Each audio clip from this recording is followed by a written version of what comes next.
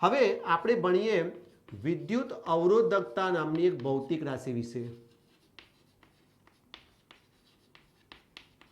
જેનો સંકેત છે ρ. વિદ્યુત અવરોધકતા નામની એક ભૌતિક રાશિ જેનો સંકેત છે ρ. હવે કે છે અવરોધ R જે તમે કીધું એ અવરોધ R એ કોની ઉપર આધાર રાખે? તો પ્રયોગો દ્વારા એવું માલુમ પડ્યું કે અવરોધ R એ વાહકની લંબાઈ L ઉપર આધાર રાખે છે, વાહકના આડછેદ એ ઉપર આધાર રાખે છે, અને ત્રીજું હવે સમજો વાહકના દ્રવ્યની જાત ઉપર આધાર રાખે છે. એટલે કે તમે દ્રવ્ય બદલી કાઢો, કોપરની જગ્યાએ એલ્યુમિનિયમ, એની જગ્યાએ લોખંડ, એની જગ્યાએ ટંગસ્ટન, મેંગેનીઝ, તો એ દ્રવ્યનો દરેકે દરેકનો અવરોધ જુદો જુદો છે, દરેકની લાક્ષણિકતા કંઈક ફિક્સ છે, વેલ્યુ છે. એટલે ત્રણ બાબત ઉપર આ વસ્તુ આધાર રાખે છે. કોણ? તો કે વાહકનો અવરોધ. એટલે આપણે લખીએ કે R ચલે છે L, R ચલે છે 1/A. આ બંને મુદ્દા પહેલાં લખીએ, પછી ρ આપોઆપ આપણને અચળાંક તરીકે મળી જશે. તો પ્રયોગો દ્વારા આપણને એવી ખબર પડી કે જે અવરોધ છે ને એ લંબાઈના સમપ્રમાણમાં છે. ધારો કે આ એક સળિયો છે જેની લંબાઈ છે L અને એના આડછેદનું ક્ષેત્રફળ છે A. હવે સમજો, જો તમે પ્રયોગ એવું કહે છે કે જો તમે લંબાઈ વધારી તો અવરોધ વધી જાય છે, અને જો તમે ક્ષેત્રફળ વધારો તો અવરોધ ઘટી જાય છે. ક્ષેત્રફળ વધારીએ તો અવરોધ ઘટી જાય છે. બરાબર સમજાવું? પ્રયોગોમાં એવી ખબર પડી કે જો સળિયાની લંબાઈ ડબલ કરવામાં આવે છે તો અવરોધ ડબલ થઈ જાય છે, પણ જો સળિયાનું ક્ષેત્રફળ એટલે સળિયો પતલો કરવામાં આવે છે, આ રીતે પતલાની જગ્યાએ ડબલ લઈ લઈએ, પણ જો સળિયો ડબલ કરવામાં આવે છે કે જાડો કરવામાં આવે છે તો અવરોધ ઘટી જાય છે, પ્રવાહ મસ્ત દોડે છે. આવું કેવી રીતે? સમજો, સિમ્પલ કોન્સેપ્ટ છે. તમે લંબાઈ વધારો, દાખલા તરીકે તમારે બહુ જ મોટી ભીડ છે, અત્યારે મેળામાં તમે ગયા છો અને ભીડ 1/2 કિલોમીટર છે, તો 1/2 કિલોમીટર તમારે ભીડમાં ચાલતા ચાલતા ઘસડાતા ઘસડાતા અથડાતા અથડાતા જવાનું છે. તો 1/2 કિલોમીટર પછી તમારી શું હાલત હશે? હવે તમને ખબર પડે કે અલ્યા ભીડ 1/2 કિલોમીટર નહીં 5 કિલોમીટર છે, તો તમારા હોશકોશ ઉડી જાય કે ઓહો હજુ બીજું 4.5 કિલોમીટર આ જ રીતે જવાનું છે. એટલે કે લંબાઈ વધી ગઈ તો એનો અવરોધ વધી જાય, તમારી ઉર્જા ઘટી જાય. એટલે લંબાઈ વધે છે તો અવરોધ વધે છે. બીજી એવી ખબર પડી કે ક્ષેત્રફળ વધી જાય છે તો અવરોધ ઘટે છે. એનો અર્થ શું થયો? માની લો કે તમે ક્લાસની અંદર અત્યારે 20x20નો આપણો રેગ્યુલર ફૂલ સાઇઝનો ક્લાસરૂમ છે, એમાં હાલ તમે 60 છોકરા બેઠા છો, તો 60 જણા દરેક જગ્યાએ સરસ રીતે બેસી જશો, એકદમ બધા જ બેન્ચીસો ફૂલ થઈ ગયેલી હશે. પણ માનો કે એમાંથી 30 જણા બહાર જતા રહે છે અને 30 જ જણા રહે છે, તો હવે ખુલ્લું ખુલ્લું લાગશે. અથવા બીજી રીતે એ 20x20ના રૂમની અંદર તમને બેસાડેલા 60 જણાને એવું કહેવામાં આવે ચલો ભાઈ બધા ઊભા થઈ જાઓ અને આપણે આનાથી ડબલ આપણો હોલ છે સ્કૂલમાં, હોલમાં બેસી જાઓ, અને હોલ આપણા રૂમ કરતાં ડબલ સાઇઝનો નીકળ્યો, તો મજા આવી ગયા, તો બધા છૂટા છૂટા બેસવા લાગ્યા. એટલે કે એરિયા વધી ગયો, બધા છૂટા છૂટા જતા રહ્યા, તો ઇલેક્ટ્રોનને દોડવામાં તો સરળતા થઈ ગઈ. સિમ્પલ કોન્સેપ્ટ આ જ છે. માટે ક્ષેત્રફળ વધે, જગ્યા વધી જાય, એરિયા વધી જાય, માટે ઇલેક્ટ્રોનને દોડવા માટે જે લોકો નડતા હતા એ બધા થોડા થોડા દૂર જતા રહે, ઇલેક્ટ્રોન સરળતાથી દોડે, માટે પ્રવાહ વધી ગયો કહેવાય. રેડી? એટલે આ વસ્તુ આપણને પ્રાયોગિક રીતે ખબર પડી, અને સીધું સમપ્રમાણમાં અને વ્યસ્ત પ્રમાણમાં છે. માટે આ બંનેને આપણે ભેગું કરી શકીએ કે R ચલે છે L/A. માટે R ચલે છે ને દૂર કરીએ ને, જો હું તમને એક ચોકથી આ ચોકથી બતાવી દઉં, આને છે ને બગા ચલે છે કહેવાય, એટલે કે સમપ્રમાણતાનો અચળાંક. હવે એને દૂર કરીએ ને, આ ચલે છે ને તો આવું લખવું પડે, બરાબર અચળાંક, અને પછી જે પદ હતું એમનું એમ જ L/A. હવે માટે R, હવે અચળાંક છે ને એ અચળાંકને તમારે કંઈક નામ આપવું પડે, એની વેલ્યુ ફિક્સ હોય દરેક માટે. માટે અચળાંકને આપણે નામ આપી દીધું અવરોધકતા. હું લખું, બોલી જાઉં છું, તમે સમજી જજો. અવરોધકતાને એનો સંકેત લખું છું, એનો સંકેત છે ρ. પછી L/A એમનું એમ જ L/A, એટલે એક સૂત્ર બની ગયું. હમણાં જેમ આપણે કેવું આવ્યું હતું કે V ચલે છે I, માટે V બરાબર I એમના એમ, અને ચલે છે જગ્યાએ R, સમીકરણ નંબર 1. એવું આ બીજું સૂત્ર બન્યું, આર બરાબર રો એલ અપોન એ. રેડી? તો અહીંયા આપણે આ જે રો આવ્યું ને એ રોને કહેવાય આપેલા વાહક દ્રવ્યની વિદ્યુત અવરોધકતા. રેડી? આને કહેવાય દ્રવ્યની વિદ્યુત અવરોધકતા. સરસ એક કોન્સેપ્ટ આવ્યો, સમજો. એક તાંબાનો સિક્કો તમારા હાથમાં છે અને એક હાથમાં, અને બીજા હાથમાં તાંબાનો સળિયો છે, આટલો 1 ફૂટનો, થોડોક જાડો. હવે આ બંનેનો અવરોધ સરખો હશે? બીજો પ્રશ્ન, આ બંનેની અવરોધકતા એટલે કે રો સરખી હશે? તો એનો જવાબ એ છે કે આ બંનેનો અવરોધ જુદો જુદો છે, કારણ કે અવરોધ એ લંબાઈ અને ક્ષેત્રફળ ઉપર આધાર રાખે છે. અચ્છા, આની અવરોધકતા, તો કે અવરોધકતા એ દ્રવ્યનો ગુણધર્મ છે. તાંબુ છે ને બંને, કે તો કે હા. તો કે તાંબાની અવરોધકતા સિક્કામાં પણ તાંબુ છે, સળિયામાં પણ તાંબુ છે. બંનેની અવરોધકતા સરખી છે ને એ પણ ફિક્સ છે. એનો કોઠો તમને બુકમાં એક આપેલો છે, જોઈ લો. અવરોધકતા ધાતુની હોય, ધાતુની એટલે દ્રવ્યની હોય, અધાતુની બી હોય, મિશ્ર ધાતુની પણ હોય, પણ દ્રવ્યની હોય. ઓકે, કાર્બનની, ધારો કે ધાતુઓમાં હું લઉં તો એલ્યુમિનિયમ, કોપર, ટંગસ્ટન, મેંગેનીઝ મિશ્ર ધાતુઓ છે. અધાતુઓ છે, એબોનાઇટ છે, પ્લાસ્ટિક છે, કાચ છે. આ બધી અધાતુઓની પણ અવાહકો કહેવાય. એટલે આ બધા વિદ્યુત પ્રવાહને વ્યવહાર ના દે, તો એમની અવરોધકતા હાઈ હોય, 10⁻12 થી 10⁻17 ક્રમની. અને જે ધાતુઓ હોય એમની વિદ્યુત અવરોધકતા ઓછી હોય, 10⁻8 થી લઈને 10⁻6 ઓમ ઇન્ટુ મીટરના ક્રમની. ઓકે, એટલે હવે આપણે આગળ વધીએ, આની થોડીક માહિતી લઈએ. જેમ આપણે અવરોધ આરનો એકમ કર્યો હતો એમ અવરોધકતાનો એકમ કરીએ. ચાલો અહીં સૂત્ર બનાવીએ, રોને કરતા બનાવી દો. માટે રો બરાબર આર એ અપોન એલ. માટે વિદ્યુત અવરોધકતા રોનો એકમ બરાબર, હું સંકેતોમાં લખું છું બકા, આરનો એકમ થાય ઓમ, ગુણ્યા ક્ષેત્રફળનો એકમ થાય મીટર સ્ક્વેર, ભાગ્યા લંબાઈનો એકમ થાય મીટર. એટલે મીટર મીટર ઉડી ગયા, માટે ઓમનો એકમ, રોનો એકમ થાય ઓમ ઇન્ટુ મીટર. વચ્ચે ટપકું નહીં કરવાનું. આમાં પણ ઈચ્છા થઈ જાય સારું લગાડવા માટે સાહેબ ટપકું કરું, પણ એવું નહીં કરવાનું. આ ફિઝિક્સની દ્રષ્ટિએ ખોટું છે. પછી એ ટપકું નહીં કરવાનું, આમ પણ નહીં કરવાનું, એ પણ ખોટું છે. ઓમ ઇન્ટુ મીટર.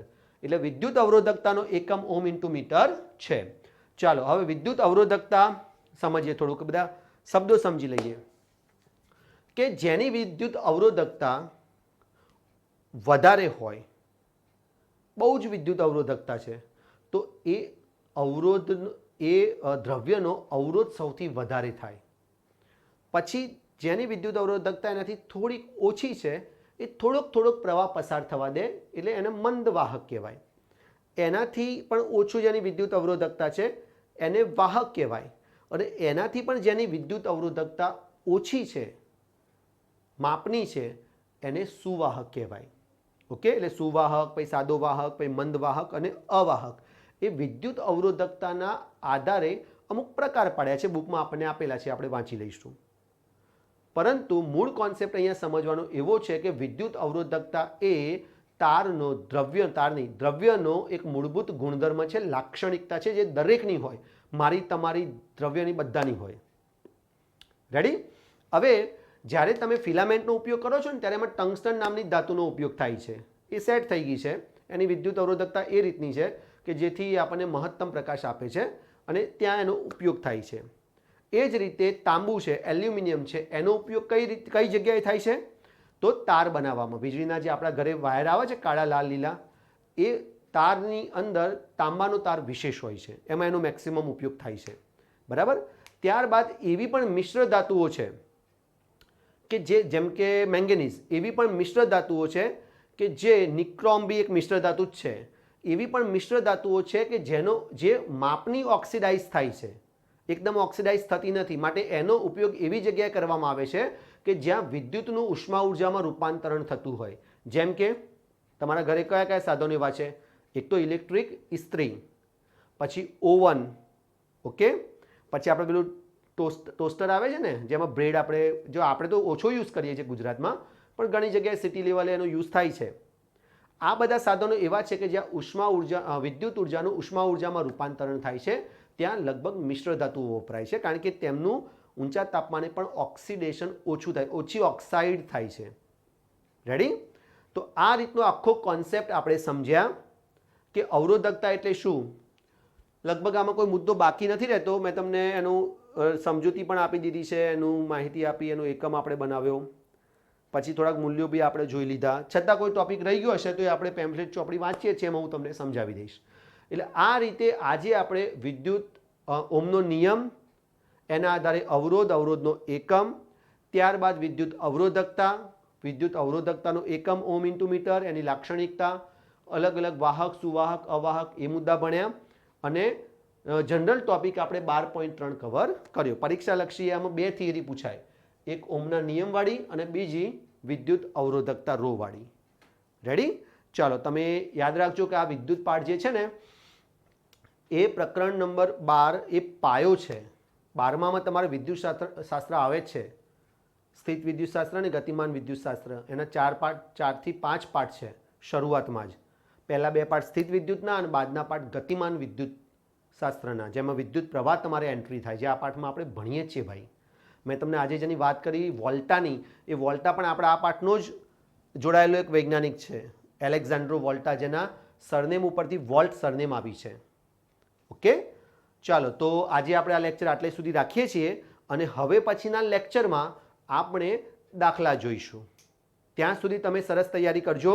આજનું હોમવર્ક કરી અને મને વોટ્સઅપ કરી દેજો, એટલે આપણે હવે 5 લેક્ચર થઈ જાય પછી ટેસ્ટ પણ ચાલુ કરી દઈએ. હું છું ઉમંગ રાવલ. હજી જે છોકરાઓ આપણા ત્યાં નવા છે એ લોકો પહેલેથી જોઈ લે. તમે ઝીરો સ્કૂલ ઓફ સાયન્સના યુટ્યુબ પ્લેટફોર્મ ઉપર છો. આપણી આ ચેનલ ઉપર ધોરણ 10ના વિજ્ઞાનના અને 11-12 સાયન્સના, ફિઝિક્સના દરેક પ્રકરણના વિડીયો તમને મળી રહેશે. ઓકે, ચાલો નેક્સ્ટ એપિસોડમાં મળીએ. અચ્છા સોરી, એના પહેલાં આપણે વાંચી લઈએ. આપણે હજુ વાંચવાનું છે, બુકમાંથી વાંચીશું અને ત્યારબાદ પેમ્ફલેટમાંથી વાંચીશું. ઓકે, ચાલો હવે આપણે આગળ લઈએ. 12.5 મુદ્દો આપણો 12.4 પૂરો થયો. સુવાહકનો અવરોધ જેની પર આધાર રાખે છે તે પરિબળો સમજાવો. હવે આ ટોપિક છે ને ભાઈ બાળકો, તમારે 12 સાયન્સમાં વિદ્યુત પાઠમાં બેઠા આવશે, વિદ્યુત પ્રવાહ પાઠમાં, એટલે આને સમજવું ખૂબ જરૂરી છે અને બહુ સિમ્પલ છે, સરળ છે. એવું જોવા મળે છે કે તારની લંબાઈ બમણી કરતા એ મીટરનું અવલોકન અડધું થઈ જાય છે. આવું ખબર પડી કે તારની લંબાઈ બમણી કરી તો પ્રવાહ અડધો થઈ ગયો. પરિપથમાં સમાન લંબાઈનો જાડો તે જ દ્રવ્યનો બનેલો તાર વાપરતા વિદ્યુત પ્રવાહનું મૂલ્ય વધે છે, અને જાડો તાર વાપર્યો એ દ્રવ્યનો, ધારો કે તાંબુ હતું પણ જાડો વાપર્યો તો વિદ્યુત પ્રવાહ વધી ગયો. તો કે સમાન લંબાઈ અને આડછેદનું ક્ષેત્રફળ ધરાવતો બીજા દ્રવ્યનો જાડો તાર વાપરતા એ મીટરનું અવલોકન બદલાય છે. એ આપણો અનુભવ છે કે તાર બદલી કાઢ્યો દ્રવ્ય, ધારો કે તાંબાની જગ્યાએ આપણે એલ્યુમિનિયમ લઈ લીધું તો પણ એ મીટરનું અવલોકન બદલાઈ જાય છે. તો કે ઓહમનો નિયમ V = IR લાગુ પાડતા આપણને માલુમ પડે છે કે વાહક તારનો અવરોધ તેની લંબાઈ, તેના આડછેદના ક્ષેત્રફળ, તેના દ્રવ્યની જાત પર આધાર રાખે છે. ચોકસાઈપૂર્વકના માપન દર્શાવે છે કે એક સમાન વાહકનો અવરોધ તેની લંબાઈ L ના સમપ્રમાણમાં અને આડછેદના ક્ષેત્રફળ A ના વ્યસ્ત પ્રમાણમાં હોય છે. એટલે કે R ચલે છે L અને ક્ષેત્રફળ માટે R ચલે છે 1/A વ્યસ્ત પ્રમાણમાં. હવે બંનેને ભેગા કરી દો માટે R ચલે છે L/A. હવે ચલે છે ને દૂર કરીએ એટલે આપણે એક અચળાંક મૂકવો પડે, માટે R = ρL/A, જ્યાં ρ સમપ્રમાણતા અચળાંક છે. જો આને R છે ખોડો અને H કાનોન માત્ર ρ, અને આ કેવો લખ્યું છે, આ પાંખ્યું લંબાઈ છે, અને તેની વાહકના દ્રવ્યની વિદ્યુત અવરોધકતા કહે છે. અવરોધકતા 12માં અવરોધકતા શબ્દ આપે છે, અહીં તમને વિદ્યુત અવરોધકતા આખું આપ્યું છે. હવે આ અવરોધકતાનો SI એકમ ઓહમ ઇન્ટુ મીટર છે, મેં તમને બોર્ડમાં સમજાવ્યું છે. અને આ દ્રવ્યનો લાક્ષણિક ગુણધર્મ છે, એ હોય જ, દ્રવ્ય હોય માટે એની અવરોધકતા હોય જ. જેમ કે દ્રવ્ય હોય અને દળ હોય એનો અવરોધ હોય, એવી રીતે દ્રવ્યની અવરોધકતા હોય, એની લાક્ષણિક ગુણધર્મ છે. ધાતુઓ અને મિશ્ર ધાતુઓની અવરોધકતા ખૂબ ઓછી હોય છે, એટલે જેને આપણે ધાતુ કહીએ ને એમની અવરોધકતા ઓછી હોય છે. તેનો વિસ્તાર 10⁻8 એટલે બહુ નાની વેલ્યુ થઈ, ઓહમ ઇન્ટુ મીટરથી 10⁻6 ઓહમ ઇન્ટુ મીટર છે. હવે તે વિદ્યુતના સારા વાહકો છે. હવે આપણે ધાતુ અને મિશ્ર ધાતુની જગ્યાએ અવાહકો લઈએ, ધારો કે રબર અથવા તો કાચ, આવી અવાહકતાઓનો વિસ્તાર જુઓ તમે 10⁻12 થી 10⁻17 ઓમ ઇન્ટુ મીટર, એટલે કેટલો બધો થયો. કાચ અને રબર આવા મોટા મોટા વિસ્તારની અવરોધકતા હોય છે અને દ્રવ્યનો અવરોધ અને અવરોધકતા બંને તાપમાન સાથે બદલાય છે, યાદ રાખવાનું. આ એક માર્કમાં પૂછી શકાય. હવે 12.2 જે કોષ્ટક આપણને આપ્યું છે ને, એ આપણે યાદ નથી રાખવાના મૂલ્યો. જો તમને એ લખ્યું છે, તમારે આ મૂલ્યો યાદ રાખવાના નથી. તમે દાખલાઓ ગણતી વખતે આ મૂલ્યો ઉપયોગમાં લઈ શકો છો ને, એ પણ જોઈને જ, આપણે મૂલ્યો યાદ નથી રાખવાના. હવે કહે છે કે મિશ્ર ધાતુઓ જે હોય, આ બધું આખો ફકરો બધાએ તૈયાર કરી દેવાનો છે, એક એક માર્ક્સમાં અગત્યનું છે. મિશ્ર ધાતુની અવરોધકતા તેમની મૂળ ધાતુઓ કરતાં વધુ છે.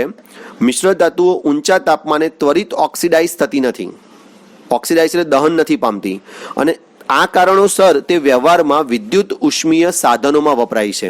બરાબર? કેવા વિદ્યુત ઉષ્મીય સાધનો કે જે વીજળી આપવાથી ગરમ થતા હોય, જેમ કે ઇલેક્ટ્રિક ઇસ્ત્રી છે, ટોસ્ટર છે, ઓવન છે, તો આ બધાની અંદર મિશ્ર ધાતુ વપરાય, કારણ કે તે ત્વરિત ઓક્સિડાઇઝ થતી નથી. હવે વિદ્યુત બલ્બના ફિલામેન્ટ માટે એક માત્ર ટંગસ્ટનનો ઉપયોગ થાય છે. એ બી અહીંયા આપીશ તમને કોઠામાં. જુઓ, આ રહ્યું ટંગસ્ટન અને વાહક છે, અને એનો ઉપયોગ ફિલામેન્ટમાં થાય છે બલ્બના. અને તાંબા અને એલ્યુમિનિયમનો ઉપયોગ ક્યાં થાય છે તો તમને ખબર હોવી જોઈએ. તાંબા અને એલ્યુમિનિયમનો ઉપયોગ થાય છે વિદ્યુત પ્રવાહના વહનમાં. એટલે કે તાર જે બનાવીએ છીએ ને આપણે, એ તારની અંદર આપણા ઘરે બી તાંબાના તાર છે, આ જે ઉપર કોટિંગ કરેલું હોય લાલ કલરનું, કાળા કલરનું, લીલા કલરનું, એની અંદર જે તાર હોય ને તાંબાનો તાર હોય છે. ક્યારેક કટિંગ કર્યું હોય તો જોજો. ઓકે, આ કોઠાની અંદર આપણને વાહકોની અવરોધકતા જુઓ તમને, બધી 10⁻8 ઘાતના ક્રમની, 6 ઘાતના ક્રમની છે. મેંગેનીઝની અવરોધકતા તો હાવ ઓછી છે. મિશ્ર ધાતુઓ જે છે એમની અવરોધકતા પણ સારી એવી ઓછી છે, એટલે આ પણ વાહકો તરીકે કામ કરે. અવાહકો જે છે કાચ, રબર, એબોનાઇટ, હીરો, કાગળ છે, સૂકા કાગળો, એ લોકોની અવરોધકતા ઘણી વધારે છે. એટલે આ બધા અવાહક દ્રવ્યો છે. રેડી? ચાલો, હવે આપણે પ્રશ્ન નંબર 4 વાંચી લઈએ. હું એટલા માટે વાંચું છું કારણ કે તમને પેમ્ફલેટમાંથી વાંચતી વખત ખબર પડે કે આ રીતે એનો ઉચ્ચાર થાય, અહીંયા આ લેકો આવે, અહીંયા અટકવું, અહીંયા જોરથી બોલવું. તમે બી બોલીને વાંચશો તો તમને યાદ રહી જશે. અને આ રીતના જ પ્રશ્નો બોર્ડમાં પૂછાશે. એનું વિધાન કદાચ બદલી શકાય, પરંતુ પ્રશ્નો આ રીતના જ હોય છે અને આટલા જ ટોપિક લખવાના હોય છે. બરાબર? પેમ્ફલેટની પ્રિન્ટ કાઢી લેજો. હું છું ઉમંગ રાવલ. તમે ઝીરો સ્કૂલ ઓફ સાયન્સમાં અત્યારે ધોરણ 10માં પ્રકરણ નંબર 12 વિદ્યુત આપણી જોડે ભણી રહ્યા છો. વિદ્યાર્થીઓ, આપણે ખૂબ સરસ પેમ્ફલેટ બનાવ્યું છે, એની પ્રિન્ટ તમારે કાઢી લેવાની છે, એમાંથી જ તમારે વાંચવાનું છે. હજી આપણા મિત્રો જો જોડાયા ના હોય ઝીરો સ્કૂલ સાથે તો એમને વાત કરજો, એ જોડાઈ જાય, વોટ્સઅપ ગ્રુપમાં પણ જોઈન થઈ જાય. આપણે ખૂબ સરસ રીતે વિજ્ઞાન વિષયને પૂરો કરવાનો છે. ચાલો આગળ વધીએ. પ્રશ્ન 4, વાહકના અવરોધનું કારણ જણાવો, સુવાહક અને અવાહક વચ્ચેનો ભેદ જણાવો. આ થિયરી સ્વરૂપે ઓછો પૂછાશે, હું ના પૂછાય એવું નહીં કહી શકું, પણ ઓછો પૂછાશે. આ વાક્ય સ્વરૂપે તમે ખાલી માહિતી યાદ રાખો, કદાચ એક વાક્યમાં કે એમાં પૂછાઈ જાય. હું વાંચી લઉં છું એક બાજુથી. વિદ્યુત પરિપથમાં ઇલેક્ટ્રોનની ગતિ વિદ્યુત પ્રવાહનું નિર્માણ કરે છે. જો કે ઇલેક્ટ્રોન વાહકમાં ગતિ કરવા માટે પૂર્ણપણે સ્વતંત્ર હોતા નથી. જે પરમાણુઓ વચ્ચેથી તે ગતિ કરે છે તેમના આકર્ષણ દ્વારા તેમની ગતિ નિયંત્રિત થઈ જાય છે. આમ વાહકમાં ઇલેક્ટ્રોનની ગતિ તેમના અવરોધ દ્વારા મંદ પડી જાય છે. આપેલા પરિમાણના વાહકોમાંથી જેનો અવરોધ ઓછો હોય તે સારો વાહક ગણાય. જે વાહક ગણના પાત્ર અવરોધ લગાડતો હોય તેને અવરોધક કહેવાય. સમાન પરિમાણ ધરાવતા વાહકમાંથી જેનો અવરોધ વધારે હોય તેને મંદ વાહક કહેવાય. અને આ જ પરિમાણ ધરાવતો અવાહક આનાથી પણ વધુ અવરોધ ધરાવતો હોય, લગાડતો હોય, તો તેને વધુ અવરોધ લગાડે છે તેમ કહેવાય. અને એનું નામ જ આપણે આપી દીધું છે અવરોધ, સૌથી મોટો અવરોધ. એટલે પહેલા વાહક, પછી અવરોધક, પછી મંદ વાહક અને પછી અવરોધ. ઓકે, એટલે આ સુવાહક અને અવાહક વચ્ચેનો ભેદ થઈ ગયો કે સુવાહક કોણ હોય કે જેનો અવરોધ બહુ જ ઓછો હોય, અને અવાહક કોણ હોય કે જેનો અવરોધ ઘણો વધારે હોય, જેમ કે કાચ, પ્લાસ્ટિક, એબોનાઇટ વગેરે. અહીંયા ધાતુઓ કોઈ પણ એલ્યુમિનિયમ, ટંગસ્ટન, પછી આપણી કોપર વગેરે. ચલો, હવે આ પ્રશ્ન સરસ છે, બધા આઈએમપી પ્રશ્ન તૈયાર કરી નાખવાનો. સુવાહકનો ટોપિક નંબર 12.5. સુવાહકનો અવરોધ જેની પર આધાર રાખે છે તે પરિબળો. એમાંથી પ્રશ્ન આપણે બનાવ્યો છે કે ટૂંક નોંધ લખો, દ્રવ્યની વિદ્યુત અવરોધકતા. આ તમને ગમે તે રીતે પૂછાય. દ્રવ્યની વિદ્યુત અવરોધકતા એટલે શું, તે કોની પર આધાર રાખે છે સમજાવો, તેનું સૂત્ર તારવો, તેની લાક્ષણિકતાઓ જણાવો. મેં શોર્ટમાં લખી નાખ્યું છે કે દ્રવ્યની વિદ્યુત અવરોધકતા પર ટૂંક નોંધ લખો. તો આ ટૂંક નોંધ 2 માર્ક્સની તમારે પરફેક્ટ લખવાની થાય ભાઈ. હો, ચાલો. વાહકતાનો અવરોધ તેની લંબાઈ, તેના આડછેદના ક્ષેત્રફળ અને તેના દ્રવ્યની જાત પર આધાર રાખે છે. ચોકસાઈપૂર્વકના માપન દર્શાવે છે કે એક સમાન વાહકનો અવરોધ તેની લંબાઈના સમપ્રમાણમાં અને તેના આડછેદના ક્ષેત્રફળના વ્યસ્ત પ્રમાણમાં હોય છે. એટલે કે આર ચલે છે એલ અને આર ચલે છે 1/a માટે આર ચલે છે L/a માટે આર બરાબર રો L/a. જ્યાં રો કોણ છે એ સમપ્રમાણતાનો અચળાંક છે. તેનું નામ વાહકના દ્રવ્યની વિદ્યુત અવરોધકતા, તેનું એકમ એસઆઈ એકમ ઓમ ઇન્ટુ મીટર. એસઆઈ એટલે સિસ્ટમ ઇન્ટરનેશનલ એકમ, એ બોર્ડમાં મેં તમને સમજાવ્યું છે. હવે આ જે અવરોધકતા છે ને એ વાહકનો લાક્ષણિક ગુણધર્મ છે. ધાતુઓ અને મિશ્ર ધાતુઓની અવરોધકતા ઓમ ખૂબ ઓછી હોય છે, જેમ કે 10⁻8 ઓમ ઇન્ટુ મીટરથી 10⁻6 ઓમ ઇન્ટુ મીટર એમના વિસ્તારનો ક્રમ છે. જ્યારે અવાહકો જેવા કે રબર, કાચ, એમની અવાહકોની અવરોધકતાનો વિસ્તાર 10⁻12 થી 10⁻17 ઓમ ઇન્ટુ મીટર છે. અહીંયા ઓમ ઇન્ટુ મીટર લખી નાખજો, લખવું જરૂરી છે, રહી ગયું છે મારે. હવે દ્રવ્યની અવરોધકતા અને અવરોધ બંને તાપમાન સાથે બદલાય છે, એ પણ યાદ રાખવાનું. આ પણ એક માર્ક્સમાં ખાલી જગ્યામાં પૂછાઈ શકે. ચાલો હવે પેજ નંબર 207 છે આપણી બુકમાં, 12.2 કોષ્ટક. એના મૂલ્યો આપણે યાદ નથી રાખવાના, પણ એની ઉપર આપણને અમુક માહિતી આપી છે, પરીક્ષાલક્ષી છે, ખૂબ અગત્યની યાદ રાખવાની છે. હું વાંચું છું ત્રણેય મુદ્દા. મિશ્ર ધાતુઓની અવરોધકતા તેમની મૂળ ધાતુઓ કરતાં વધુ હોય છે. મિશ્ર ધાતુઓ ઊંચા તાપમાને ત્વરિત ઓક્સિડાઇઝ થતી નથી, આથી તે વ્યવહારમાં વિદ્યુત ઉષ્મીય સાધનોમાં વપરાય છે, જેમ કે ઇલેક્ટ્રિક ઇસ્ત્રી અને ટોસ્ટર. વિદ્યુત બલ્બના ફિલામેન્ટ માટે એકમાત્ર ટંગસ્ટનનો ઉપયોગ થાય છે. ટંગસ્ટન પહેલેથી વપરાય છે, એનું પરિણામ સારા મળતા હશે આપણને, એટલે ટંગસ્ટનનો યુઝ થાય છે. અને તાંબા અને એલ્યુમિનિયમનો ઉપયોગ વિદ્યુત પ્રવાહના વહન કરતા તારોની બનાવટમાં થાય છે. ઓકે, ચાલો એટલે આપણે આ થિયરી પણ જોઈ લીધી 12.5ની. પ્રશ્ન નંબર 5 2 માર્ક્સનો પ્રશ્ન છે.